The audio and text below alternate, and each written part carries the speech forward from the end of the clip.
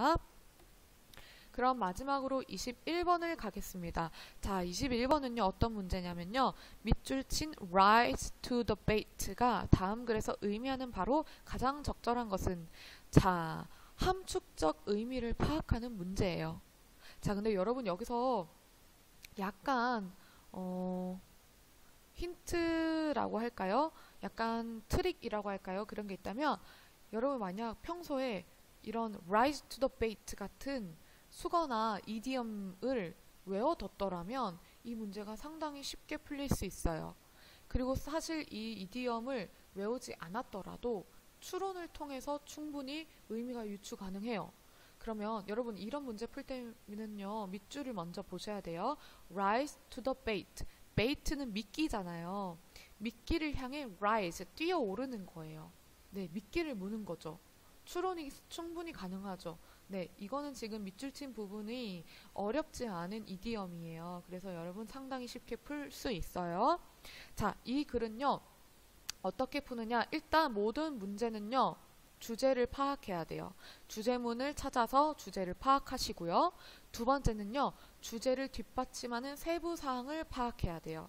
세 번째는요, 이제 마지막으로 그러면 이 주제와 세부 내용을 바탕으로 이 밑줄 친 부분이 정확하게 무엇을 함축하고 있는지 찾아야 돼요. 자, 그럼 볼게요. 선생님은 이런 문제 밑줄 친 부분 먼저 봐요. 그러면 마지막 문장 먼저 볼게요. Indeed, 실제로 any attentive listener will admire the fact that you didn't rise to the bait. 어떤 신중한 청자라도 네가 미끼를 물지 않았다는 사실을 존경할 것이다. 네, 그럼 지금 미끼를 물었다는 이 밑줄이 대체 내가 무엇을 안 했다는 건지 우리가 파악을 해야겠죠? 네, 그럼 주제문 한번 찾아볼게요. 주제문을 찾기 전에 선생님 맨 첫 번째 문장에서 이 글에서 이 글의 배경이에요. 배경 먼저 찾았어요. argument예요. 지금 밑줄 친 문장에서 listener가 나왔잖아요. listener가 나왔다는 것은 뭔가 듣는 사람이 있다는 것은 conversation이 있다는 거죠. 의견 교환이 일어났다는 거예요. 근데 특정하게도 이 글은 argument, 논쟁 상황에서 논쟁 상황을 얘기하는 거거든요. 네, 지금 argument라는 이 단어 나왔고요. 주제문 볼게요. 주제문이 좀 아래에 있어요. A remark may be made to cause your anger, but responding with a cool answer that focuses on the issue raised is likely to be most effective. 자, 너가 화나게 만들기 위한 발언이 나타날 수 있다. 그러나 냉정한 대답으로 반응하는 것, 제기된 문제에 집중하는 냉정한 대답으로 반응하는 것은 가장 효과적이기 쉽다. 이게 주제문이고요. 비록 이 주제문이 좀 끝에 나왔지만 사실 이 글은 맨 첫 번째 문장에서부터 이 주제를 거의 90% 드러내고 있어요. 네. 그래서 이 문제는 끝에 주제문이 나와서 풀기 어렵겠다 하실 필요가 없는 게 첫 문장부터 여러분 읽다 보면 대충 이런 내용일 것 같은데 라고 파악하실 수 있을 거예요. 그럼 볼게요. 네. 그리고 여러분 지금 방금 이 주제문 이 끝부분 보면서 답이 유추가 되셨을 거예요. 내가 어떤 활동을 하지 않았기에 이 리스너가 나를 admire 할 수 있을까? 자, 지금 주제문에 나왔어요. 나를 화나게 하려는 발언에 대해서 쿨하게 응대하는 것. 이게 가장 효과적이라고 하잖아요. 그러니까 rise to the bait는요. 내가 나를 화나게 하려는 발언에 대해서 미끼를 물지 않고 그냥 쿨하게 응대를 하는 걸 의미해요. 네. 그러면 여러분 지금 1, 2, 3, 4, 5번 보기 중에서요.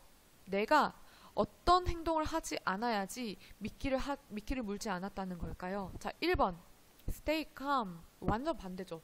내가 stay calm 하지 않으면은 화가 났다는 거잖아요. 그럼 미끼를 문 거예요. 그럼 1번은 반대인 거예요. 자, 1번과 반대되는 거 3번이죠. lose your temper. 네, 이성을 잃는 것. 네, 내가 이성을 잃지 않고 쿨하게 응대를 한다면 네, 나는 이제 attentive listener에 의해서 admire를 당할 수 있는 거죠. 네. 2번 blame yourself. 너 자신을 탓하는 것. 이거는 관련이 없고요. 4번 listen to the audience. 네, 이것도 관련이 없고요. 해석하면 그 청중들에게 귀 기울이는 것. 네, 이것도 이 글과 관련이 없고요. 5번 apologize for your behavior. 당신의 행동에 대해서 사과하는 것. 이것도 글의 내용과 관련이 없습니다. 네. 자,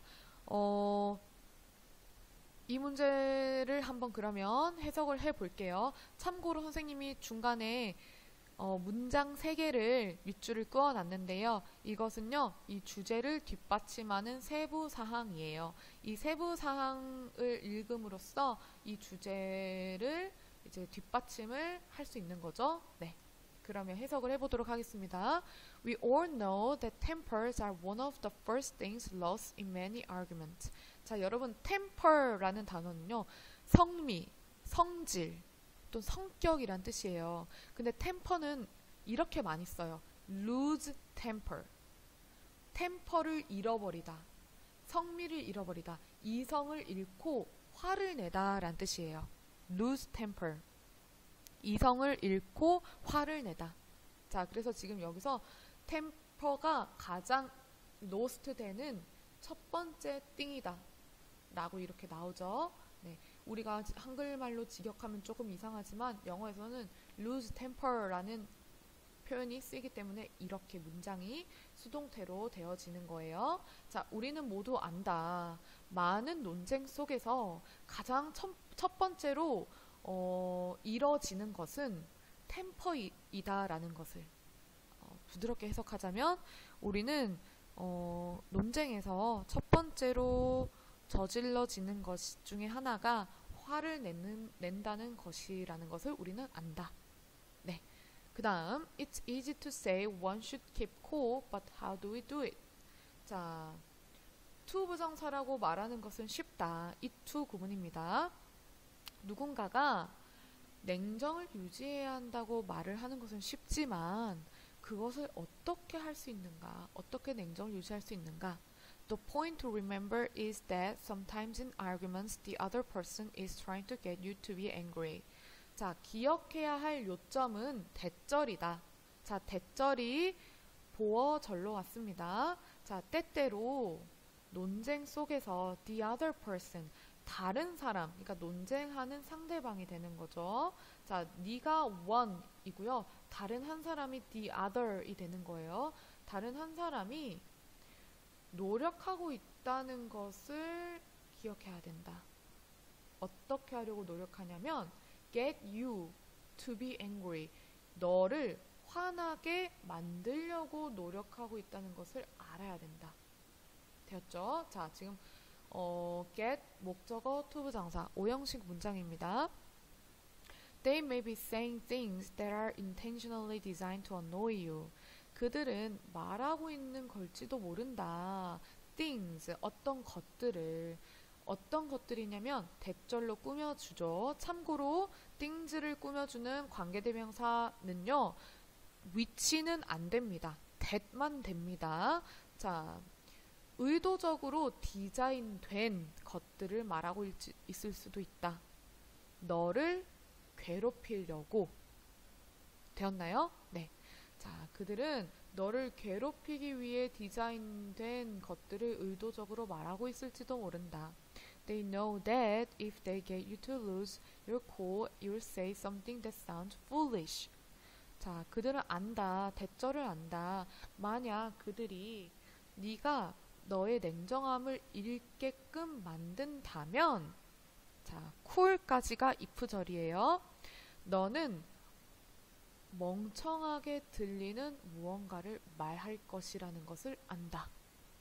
자, sound 형용사, 뭐뭐하게 들리다.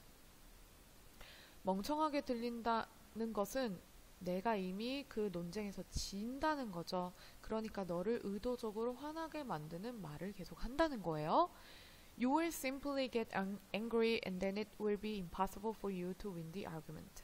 너는 단순히 화가 나게 될 것이고, 넌 그저 화가 나게 될 것이고, 그리고 그것은 it will be impossible for you to win the argument. it for to입니다.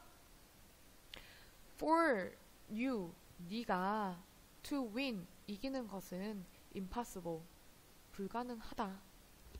그 논쟁을 이기는 것은 불가능하게 될 것이다. it for to, it to 구문입니다. 자, for you, 이것은 to 부정사의 의미상 주어져. 네가 이기는 것이 불가능하다. So don't fall for it. 그러니 그것에 지지 마라. 자, fall for something 하면요,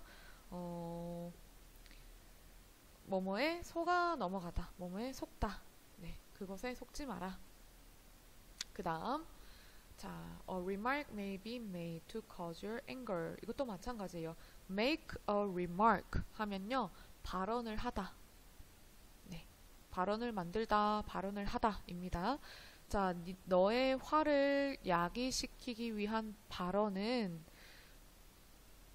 만들어질 것이다. 그러나 냉정한 대답으로 응답하는 것. 자, 여러분, raised 이 부분을 이슈를 꾸며주도록 해석해 보세요. 자, raise는 이슈를 꾸며줘요. raise, 뭐 제한되다, 뭐 또는 수면에 떠오르다, 이런 말이죠.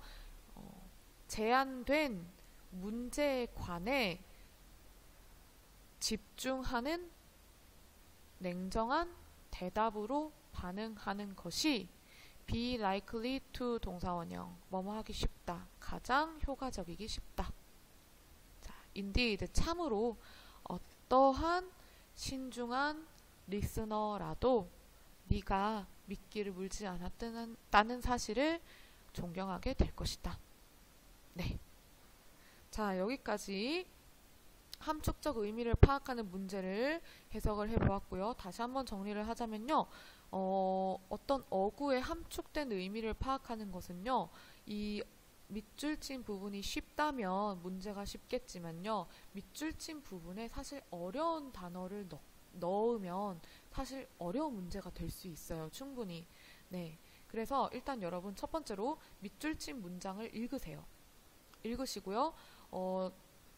이 밑줄 친 부분을 읽어야지 내가 무엇을 찾아야 되는지 파악이 되잖아요. 두 번째는요, 주제를 찾으세요. 세 번째는요, 세부사항을 찾으세요. 그 다음에 이제 주제와 그를 뒷받침하는 세부사항을 정확하게 파악한 다음에 밑줄 친 부분이 무엇을 의미하는지, 그 밑줄 친 부분이 포함된 문장과 그 밑줄 친 부분의 유기적인 관계를 파악하면서 문제를 푸는 거예요. 네, 참고로 선생님은 실수로 이 21번 문제를요, 1번이라고 답했어요. 네, 굉장히 나약한 실수를 했죠. 네, didn't, 너가 하지 않은 행동을 찾아야 되는데요. 저는요, stay calm, 이거를 찾았어요. 이렇게 여러분 바보 같은 실수를 하면 안 되겠죠? 네. 자, 그렇게 20번, 21번, 22번을 모두 해석을 마무리했습니다. 네. 수고하셨습니다.